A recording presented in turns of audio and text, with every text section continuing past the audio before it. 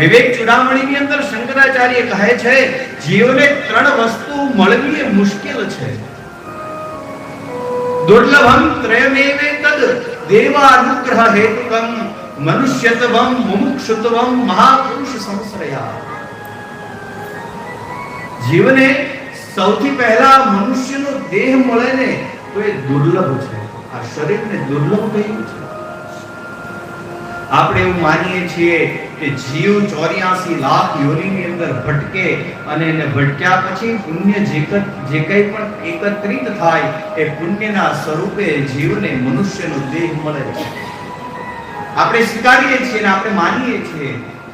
પણ મારો યથાર્થ પ્રશ્ન છે કે એનો અર્થ એવો થયો કે અત્યાર સુધી જેટલું પુણ્ય આપણને મળ્યું હતું એ પુણ્યના સ્વરૂપે આપણને આ શરીરની પ્રાપ્તિ થઈ ગઈ.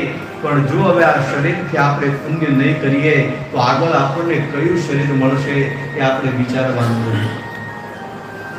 દુર્લભો માનુષો દેહો દેહિનામ ક્ષણભંગુર તત્રાપી દુર્લભમ મન્યે વૈકુંઠ પ્રિય દર્શનમ. આ જગતની અંદર મનુષ્યનો દેહ મળે એ દુર્લભ છે.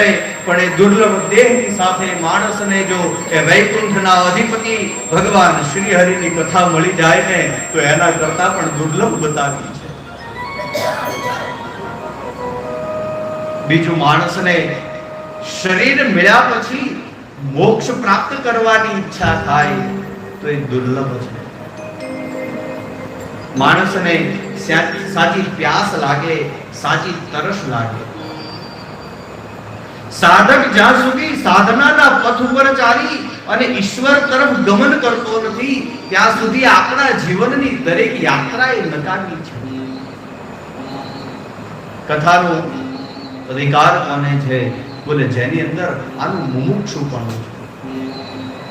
શબ્દ વાપર્યો છે અભક્તા.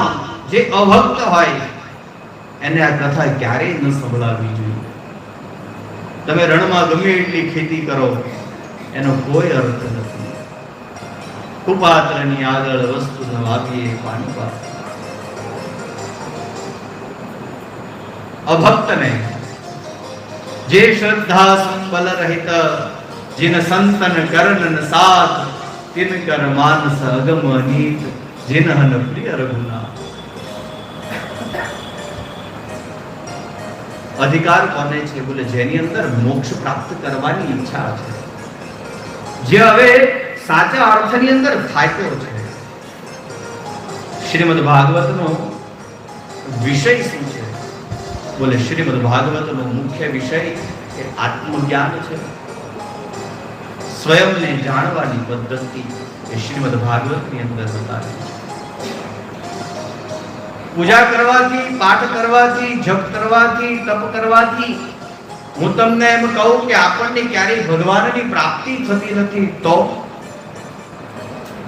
હું તમને એમ કહું કે તમે જપ કરો છો, તપ કરો છો, દાન કરો છો, તમે જે કાંઈ પણ કર્મ કરો છો એ દરેક કર્મ કરવાથી માણસને ક્યારેય ભગવાન મળતો જ નથી. તો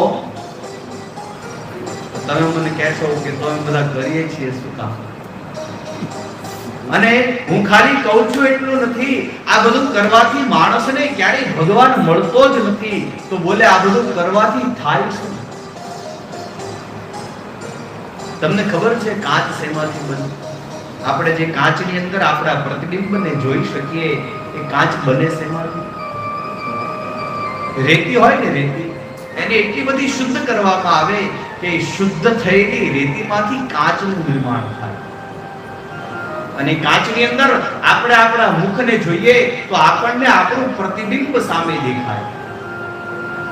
પણ એ શું કરવા દેખાય? કારણ છે કે રેતીને શુદ્ધ કરવામાં આવી છે. એ જો રેતીનો ઉપયોગ દિવાલ બનાવવાની અંદર કરવામાં આવે અને એની અંદર આપણા મુખને જોઈએ તો આપણને ક્યારેય પ્રતિબિંબ ન દેખાય. કારણ કે એ રેતી અશુદ્ધ છે. બિલકુલ એ જ રીતે જોગ જપ્ય જપ સાધન દૂજા પૂજા પાઠ જપ તપ અનુષ્ઠાન કથા આ બધાથી થાય શું? બોલે આ બધી જ વસ્તુ કરવાથી આત્મ શુદ્ધિ થાય.